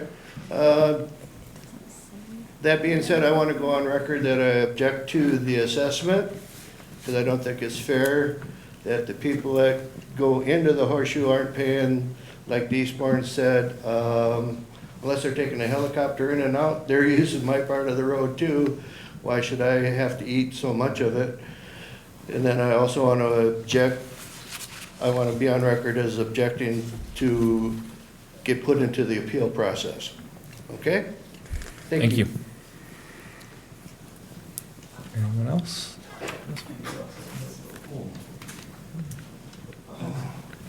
Pat Gorman, I live at 7770 Corcoran Trail East. I'll just echo what they said, that I object to the assessment and how they came up with the value. I don't feel that $12,000, my value on next Thursday, even after they pave the road, is also going to be $12,000 more for my house. I don't think, and I agree, I think it should be an entire, our whole development share the cost of that. We all use the same road. The pavement that was in place was in terrible shape anyways. I don't think that you could, if you looked at 2 months ago and said, oh, their house is valued less than 12,000, then the house one door over from mine that had pavement was that much, was $6,000 difference. So I guess I'm agreeing with them. I'm objecting to the cost for the same reasons. I think we should all share the same price, no matter who had the pavement. We all use the same road. It's the same development. We all have had to go through the gravel for all these years. Why was that never paved to begin with is another question I guess I would have. That's probably the best question. I'll make a comment, That's fine, go ahead. I'll make one comment there. Go ahead. Between me, my father, and Ed Thies, who used to be on County Road 101, the three of us set the subgrade on that blacktop road. Now, when we got the blacktop, or the road set to subgrade, then we talked to the people up in Birch, a bituminous company, and we came to the city directly and asked them, we're putting in the horseshoe, do you want the cul-de-sacs out to 50 done? And the city rejected our thoughts. Gotcha. Okay. Is there anyone else online or anything? Mayor and council, there's no one currently online raising their hand. Okay. Then I'll go ahead and make a motion to close. So, Mr. Mayor, this is the one, I guess specifically, if the council wants to amend amounts at all. Mhm. I know, because I know Councilmember Schultz had a question, for example, I think on Mr. Toussaint's property, for example, on whether he wanted to amend any methodology. And if we wanted to do that, we would want to continue the hearing to draft different language. So this Gotcha. is the one. Thank you. I would actually would prefer you had discussion before we closed the hearing in this one specific example. Gotcha. Did you want? Well, the question I had was, so it's being assessed for vacant lots, right? And the lots, to his point, I've seen those lots. I looked at those lots years ago. I didn't approach them with a realtor, but I looked at them personally for building on them. And they seem pretty low to me, so I can understand why. Let me make one comment. I've only told this to. If you could step up to the mic, just so we have it on the record. So it can be recorded. I've only told one person of importance this.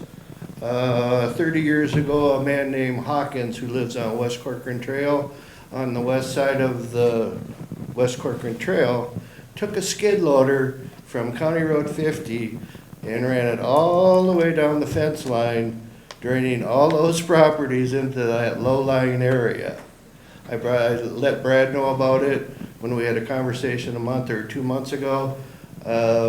You know, I think for starters, somebody should take a dump truck load of dirt over there and plug it up so that maybe my lot and the lot that just got sold from the bank has some potential. The biggest problem with building over there is the water table is very high. I talked to the guys prior to them putting in the culvert, and I was under the impression for years that the culvert was set too high, and that would leave the water, make the water table higher.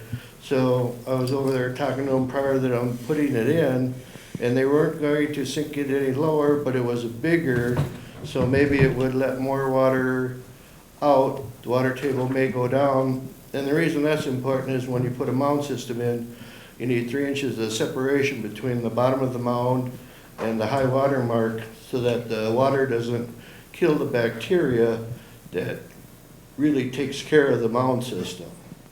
So, and then, well, when you guys used to have a water board commission, I was in front of Conan 3 separate times, and the last 2 times I was in front of him, I proposed a performance system, and I don't know if you guys are familiar with what they are. What they are is The effluent comes out of the house, you got the solids and you got the liquids. They go to the big pumping tank, and at the big pumping tank, what they do is they get dosed with detergent or cleaner. And what happens is by the time it gets from the pumping tank out to whatever mound or drain field or whatever, technology has gotten so good, you could probably drink it. All right, and I proposed this, and I was rejected on 3 separate occasions. And I would have thought that the municipality, thinking about increasing their tax base or whatever, would have maybe given you a helping hand or led you down any kind of a direction to correct your problem, and absolutely zero. So, but my family and Conan have history from when we built the house on the corner of East Corcoran Trail and County Road 50. It goes back a long way, and I have the same target on my back. So, whatever. Well, I thank you for that, but my comment was more, I was in conversation with staff, my comment was more to the fact that those properties have been for sale for a long time. They may be for sale for a long time. Can we think about doing a deferred assessment on them in some form or fashion? Well, And pushing, I'm sorry. and so my thought process, and the council may want to consider it, is deferring the assessments on those 2 vacant properties until there's a building permit that comes in for those properties, for a primary dwelling. Gotcha. Any thoughts on that? I won't be able to get a building permit until city sewer and water comes through, without question. Oh. That's not gonna happen. It was funny though, I was talking. We've already been told that. We'll never I happen. think we're gonna discuss it amongst the council now. But if we'll give you an opportunity to speak if there's something at the very end, Okay, that comes up. all right, thank Appreciate you it. very much. So thoughts on what Counselor Schultz was discussing with the potential delayed assessment or deferred assessment? So what I remember from before, and correct me on this, Brad and Jessica, my understanding was the asphalt fund is kind of tapped out with the projects that we're considering. So is that a financially viable choice within the existing financial structure, or would that require general fund to be tapped to support it if we decided to advance that as a motion? We're tight, but, a couple thousand one way or the other, I don't think is a big deal. Even if we were, say, a few thousand under, call it in 2021, next year, we get our first round of 10% coming back in from the 2 projects. So if one account is negative for a short period of time, it's not a big deal. From our standpoint, from administrative side, it's really more about the hassle of having a deferred assessment and managing that over the term.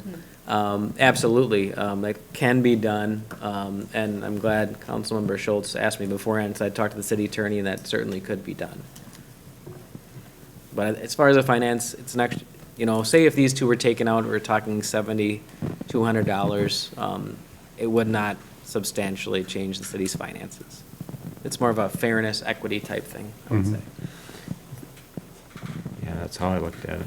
I think you'd have trouble defending that a house on a gravel road increases in value by the same amount as an empty lot on a gravel road that changes to pavement. That's what the argument would have to hold, that you have an equal value increase of an empty lot that goes from gravel to paved as a lot with a house on it, in order for us to assess the same or have the same situation applies. Well, the assessment amount's not changing, because the assessment amount right now is based on whether that lot is sitting on gravel or pavement. All I'm saying is that there's no house on that property No, right I get now. it. So he's really not getting any value until Until it sells anyway. somebody actually lives there and takes value from Yeah, it. I'm just So- saying additionally, you can make a pretty good argument that the property with no house on it, going from gravel to pavement, does not increase in value the same as a house, the property with a house on it. That goes from gravel to pavement. Right, but we're, Let We're us in a finish but we're our not, I mean, we're not conversation, debating please. that. We've No, I know. gotta be a change in philosophy and Yeah. assessments overall. I think, yeah, I think a deferred would be the best way to go, but. Okay.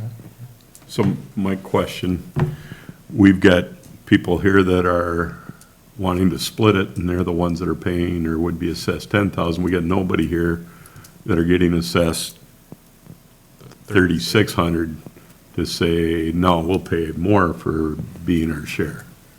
So have we got anybody online that wants to talk that way or anything like that? Mayor and Nobody's council, concerned no or one's anything? currently on that lives in, I'm- names are recognizable, so none of the. I'm one that's right just now. gonna bring it up.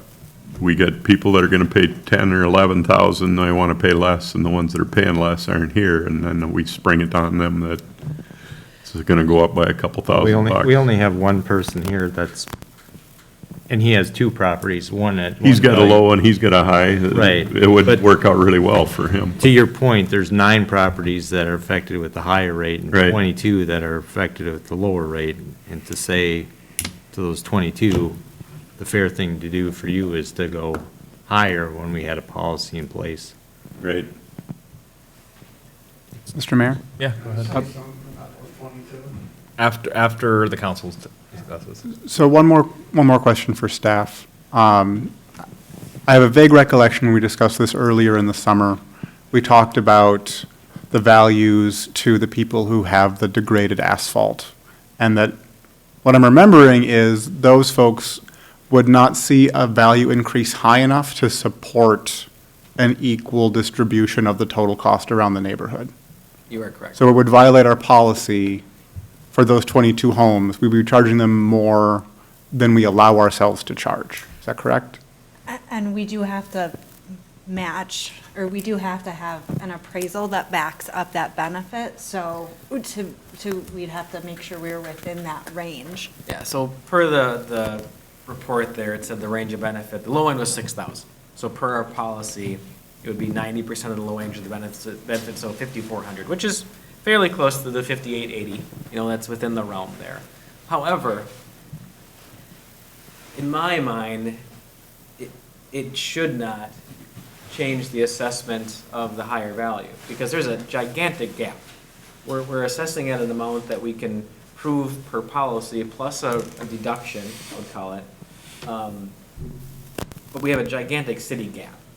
So if you wanted to, it'd go against policy, I would say, and it really, I guess I would stop there, it would go against policy. Would it'd be harder to legally defend? Anything above 5,400 would be, anything above 6,000 would certainly be harder to legally defend. I would say anything above 5,400 would, because that's our policy. It's 90% of the low range of the benefit. So we have 22 properties that we would have to defend against at some point, potentially. Correct. In theory, we'd have to defend, we have to be able to defend against all of them. Right, The but, assessment value. but at least where it's based on an Yeah. assessed value Yes, we'd now have and to a change stated our, policy. yes, we'd have to Right. change the assumptions of the model, which it's not defendable. Midstream, we decide that it's gonna go up in value more than 9,800, or whatever, the 10,800. And even if you went to a policy like that, where you're just gonna split it all, right? You change your whole policy structure. Now you get into, well, what's fair? Because you could have a massive house that has huge value, you know, at one end. This could all be rich homes really high value homes at this end, right? And I'm not saying it is, but in a hypothetical situation, and then you've got really low value homes at the other end. And you could get in a reverse situation where now you've got really low value homes subsidizing really high value homes because you're just splitting it equally. See what I'm saying? Yeah, totally. So that's why in a government policy, you have to be non-arbitrary and assume, our assumption here is that everybody uses the same. Our assumptions are that we have to have a defendable position that values of houses that are on dirt go up more when you pave the road than somebody with crappy pavement. I mean, I totally appreciate your point. I understand the fairness aspect of it and whatnot. But it just puts the city in a very difficult position that we can't come up with a policy to defend it in that regard. I'll go a little further. I've been in this position, not on this side of the table, on that side of the table before, in a former property that I owned. And it was I would say, a more developed city from an infrastructure and systems standpoint. Is that fair, Brad? Most of them, yes. So they had a system where they would give you 5 years' notice. 5 years from now, we're going to do your road. And it's going to be between $5,000 and $7,000. So you could plan for it, you could prepare for it. We aren't at that level in Corcoran. It's not a fully developed city in the same way. There's not a lot of infrastructure. The tax base is relatively residential, 80% residential. So we're working from a different base as a city. It is extremely expensive. All these infrastructure projects that we talk about are a lot of money to complete. In this particular case, the city is covering about 70% of the cost. So it's, from a homeowner's perspective, it's a better deal than it could be. In a lot of other cities, you would be paying a larger percentage than that. But it's very expensive for a homeowner to take on, especially with the little amount of notice. So I fully empathize with that position. We're trying to do what we can to make it as fair as we can. The benefit that I see in this particular circumstance is that it can be spread over the 10-year period. So for those who are in the unfortunate position of being on gravel and you're going to see a really big lump sum potentially, you can spread it across with a relatively flat, what was it, like about $1,200, $1,400 over the 10 years. Certainly not great, but it's not free to live anywhere. And any place that you live, you're going to come across, there's somebody who is paid for the cost of that infrastructure. It's one of the unfortunate realities of things being as expensive as they are. So I would like it to be fair. I don't feel that even distribution across the horseshoe is defensible.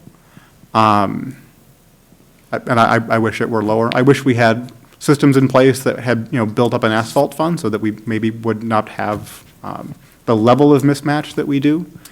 But at this point, I think it's kind of where we are as a city for now. We'll try to make it better. I empathize also with the idea that, the water issues are not being improved completely here. And we hear about water problems continuously, and they're valid. Kevin proposed when we were doing the goal-setting session back in January, the city should develop a stormwater fund where we can start to accumulate some money as a city to deal with problems like this, so that when we're doing projects or when there are problems, there's resource set aside just for that purpose. So the city doesn't have to say, it's your problem whenever something happens. There should be a mechanism to deal with the worst of the worst cases, and we're trying to get there. We're not fully there today, but we're going to continue to work toward that. There were probably a couple questions that were not addressed yet. Do we want to go over those? Yeah, thanks, Mayor. I think the only one was a specific one regarding the milling base, and Kevin, I don't know if you can answer that. Yeah, the process it's a reclamation process. It's a big machine that basically grinds up asphalt and base and remixes it, because over time the surface deteriorates a little bit. So to answer the resident's question, yes, the same, it's usually about 12 to 15 inches. That same machine ground up the existing gravel and then ground up the existing bituminous in that area. So it basically remixes it. It's a use of, it's kind of an environmental thing where you're reusing stuff. It does provide a really good base, and then that material, some of the material we hauled out because we have to match elevations, and that's over in City Park right now. So we tried to grab some of the sandier material, if you'll see it, and move that out, and then we tried to respread the better quality stuff on the surface. So From an engineering perspective, I would argue that it's very comparable material in the end. So it is the same process. There's about 2 inches of pavement on there, which actually was really thin, so I want to compliment the individual that built the road, because it lasted 30 years on 2 inches. That's less than our trail sections, and it lasted 30 years. So it was a quality built road back in the day, certainly. Gotcha. Any questions on that, or everyone? I don't have any, no. Again, that's great to recycle. It would have been recycled someplace else and stuff. Again, I think you answered his question related to, is there a cost? The overall cost of this thing was broken out, and these numbers are extremely accurate. So, good job. And we will reuse that gravel material in parking lots in the city and whatnot, so we are. I can store some of that at my place if you do need it. I did say I would allow a final comment if you have some. So if I understand right, it was ground, the asphalt was ground back into the base down at the west end, where Somewhere. it wasn't hauled out. It was reworked back into, for the base. Correct. Yes. Well, in that case, most asphalt consultants will tell you that that makes a better base than what's being put in front of my yard. Because I don't have that opportunity, which is another reason why I contest, because they're getting more for their money at the west than we are. They're getting extra drainage work done down at that end, when you could have just left that alone and just put the blacktop down, because you're not doing it at the east end, extra drainage. So again, value for value, it's not there. Not the way you're taking it to assess our houses for it. So that's another reason I'm here to contest it and will contest it. That's fair. Okay. Thank you. Thank you, sir. So in terms of the two properties that you brought up, are we all in agreement about the deferred route, and procedurally, how did you suggest we go about that, if that's what we wanted to do? Yeah, so Mayor and Council, in talking with the city attorney, we would actually need to adjust the language in the resolution. Okay. And just because the resolution does reference that a hearing was held on this date, it kind of has to reflect the entire record. Okay. So we would not want to close the hearing if that were the case. From my perspective, I have no reason not to believe Brian, based upon my 8 years here and several conversations, that I don't know if they're ever going to get developed before water and sewer. So I mean, as far as the likelihood of it actually coming in, I'm doubtful. Selfishly, from an administrative standpoint, I'd probably just prefer you remove them entirely. If they do come in, they'll have to pay property tax based upon the value of the home, and we'll get something. Obviously, this is the one time, and you can't get it again. So I would say, if that's what you want to do, we would motion to continue the hearing until the October 28th meeting, and then direct staff to amend the resolution per the direction of the council. Gotcha. So are we on board with the deferred or removing? I'll make a motion to table to add the deferred language. Second. I have a quick question for discussion. Go ahead. If we defer, what happens to the interest? Does that continue to build for the deferment? Oh, thank you. We'd want direction on that. Yeah, Of we- whether you'd want to accrue interest or have zero interest until it came in. Thank you. That's a very good question. Historically, it's been zero. In the past, we've done a variety of options. That's why it's really important in the resolution to tell us what you would like, because for some properties, we've had it accrue the entire time, and sometimes it's until it's been paid, or other times we've done a 10-year cap, so it'd be. Because of the lifespan of the road and the fact that it deteriorates over time, was the last time we did a cap on the assessment and no interest. Yeah, Like a time limit cap? I forget the term, but I think it was after 10 years, the interest stopped accruing or something like that. yes, we've done 10, as long as we put in some sort of language of a time period. So you're saying we have different, You guys can, Oh, well, okay. each project has been a little bit different and has different set expectations. So Okay. we've seen projects from 1989 have a cap, and we've seen projects from 2001 not have a cap on interest, so. My fear there is that this accumulates for 50 years. Yes. That- Yeah. And That's how they chase farmers out of Maple Grove, is accrued assessments with interest that never stop, and puts a cap on the value of a farm. How does Green Acres work with their deferred assessments? You can only defer the assessments under statute for 10 years, or not 10 years, 30 years. So that's the time. But does the interest accrue on that? It would depend on what we set Oh. in the resolution. Each project and resolution, that's why these resolutions are very important, because they set up the specific, what we have to follow as staff for collections. So it's really at the discretion of council what that looks. So do you need a modified motion or second Yeah, motion? we do a motion in a second, so. I think I don't think we need to modify the motion, essentially just with direction, I guess. If you want can to- tell us what you'd like. I would propose we we don't have interest accrue beyond 10 years. Is that included in your motion then? You set the motion and. Yeah, I'll- Discussion, yeah. and then Jeremy, did you second it? You- I'll did you I did not second it, but I Oh, will I'm vote sorry. for I it. seconded it. John, I seconded it. Will you second that? The amendment you made to it? Don't we have to can we If you have a rescind If it? you have a friendly agreement to your motion, that's just fine. Okay, Are we friendly? yes. Okay. Second. All right, any further discussion? Further discussion? All those in favor say aye. Aye. Thank you. On to, You have the right to appeal, right? yes, Yes. let's go, we'll. Yep, give them so a- there Thank you, is a guys. right Yeah, thank to you, guys. appeal after the hearing has been continued. So it'd be after that, there is a timetable of 30 days, I believe. It'd be outlined in the notice. We'll get you next, just a second. Well, a second, I'll let you know.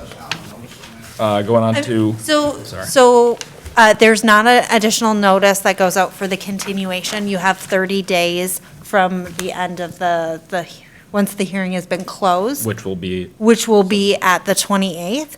So if you would like to do an appeal, you can do so by submitting it to myself or the mayor here at the city in writing, and then it would go to district court. thank you. Thank you. Do I need to be here for anything else, Don't. based on the lot that's unbuildable? Nope, not for this, nope. No, the appeal process goes to district court. Who pays Yes. for attorneys and stuff like that? Give me a call, Brian, we'll talk afterwards. Okay. Thank you. Figured out for you. Ladies and gentlemen, thank you very much. Thank you. Have a good night, Brian. You too. 9B, assessment hearing for Appaloosa Woods Street Improvement Project. And thank you for sitting so long. Yeah, I'll walk through this quick, and then it'll be time to open up the hearing there. He's just Yep. dying to speak. I know, You'll get your turn. almost, just a minute. Oh, just 1 second. He's going to go through the project. So this is the second project of the year regarding the assessments here for street improvements. So this was the Appaloosa Woods Street Improvement Project. And more history here. Back in 2019, actually, the city of Maple Grove approached the city of Corcoran saying that they were going to do a large project for their properties in the Appaloosa Woods neighborhood for a street improvement project. And that was an opportunity for the city of Corcoran potentially to kind of piggyback on a larger project, save a lot of costs on mobilization, and pave a small portion that was gravel. And there was a lot of conversation that took place. We held a neighborhood meeting actually in February of 2020 and had a significant discussion what the project could be. Whether that was pavement alone, do nothing, water and sewer. So it was everything from a significant project with water sewer, which was something like $100,000 per property, down to a simple paving project. So in April of 2020, the staff was authorized to complete a feasibility study. For a variety of reasons that took a little time. There was an election and some changes going on there. And the council reviewed the feasibility study and the assessment policy as well at that time in January of this year. In April, the feasibility study was accepted and the improvement hearing was held on May 13th. So similar to the last project, we're now to the assessment hearing. This project is very, very different from a financial standpoint. The original estimated cost was around $185,000, or $187,000, I think, with proposed assessments around $185,000. And again, there was a significant savings for mobilization here from having a really large project already in place over the city of Maple Grove and Corcoran. So really what, using our assessment policy, before, when we assumed it was $187,000, the assessments nearly covered all of the cost of the project. The project came under, actually less than $150,000. And so the assessments would actually have covered higher than that. Now, we're not able to do that, nor do we want to. We don't make money on projects. So what we were able to do is actually lower the assessments to the point where they covered the project, but were lower than we would have been able to assess. So, for example, here, the assessed background said the appraised benefit would be anywhere between $15,000 to $23,000. I didn't do the quick math, so I should do that. Jeremy can probably do it in his head real quick, but 15,000 times 0.9 would be 13,500. So our assessment policy would say we'd do $13,500 for properties. And similar here, we do have a couple where we went from existing gravel to pavement, and some from existing pavement to new pavement.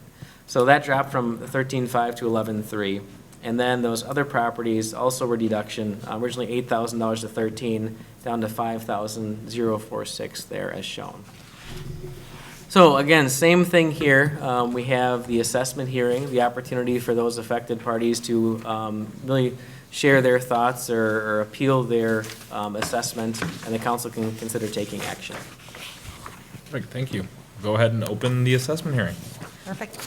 Now, if you'd like to go ahead and speak, go for it. And anyone who would like to join us online can raise your hand, and we'll call on you next. Good evening. I'd like to thank you for giving me that opportunity to talk. My name is Abraham Gadalla, and I live in Corcoran, Appaloosa Road, 19125, 81st Place North. And in front, first of all, in front of our house, there was the gravel road. And there looks like some business opportunities around there where the trucks constantly moving back and forth, so many trucks, and the roads constantly like this could almost damage many cars. So thank you for improving a little bit and by putting asphalt road instead of this. Now, I object to the cost and the benefits that you're talking about. It seems to me that the repair of the road doesn't justify, the cost of repairing the road doesn't justify the benefits you're talking about. I don't think that my property has made that value increased by this amount. If you look, including interest, would be $14,000 for the whole thing. In addition, the hidden mortgage will be increased. You know what, I'm sorry, you know what I'm talking about, hidden mortgage? Property taxes. They say, oh, the house value increased its value year after year, therefore the property taxes accordingly need to increase year after year after year accordingly. So does this actually, the road, yeah, okay, we can move on the road with asphalt, nice, good, but it doesn't even have a sidewalk. You cannot walk your dog in it. You can't walk. It is very dangerous to walk in that street, you know, because people driving like crazy. They think, oh, that is a street with asphalt road. We can drive. Here you go. You know, and especially when it comes a little bit darker, and you have, or early in the morning when it is a little bit dark, even though you have a flashlight, but people driving like crazy. They are in a hurry all the time, and so on. There's no sidewalk. Why? If we're gonna make improvement, real improvements, at least you need to take care of the residents. Many people walk their dogs, or walk going for a walk, or walk their kids. And now, and you tell me that is real improvement? Would cost, or even if this improvement, does that justify the $11,000 that I have to pay? And I say if I don't pay it right away, there is interest coming up 2.37%. That amount up total of $14,000, $14,341.38 for this 10 years. I calculated it. So I don't know if this amount, I don't know how did you come up with this part, you call it benefit for the property. I don't know. I mean, unless I see black and white, when I pay a bill, I need to see all the details based on what I pay the bill. When I go groceries, I need to know this costs so much, this costs so much, and I pay it. But all of a sudden, out of the blue, I receive the letter, you have to pay this, or you pay with interest, and if you don't pay by that time, when is that time? Doesn't say exactly. It says the date of the assessment resolution.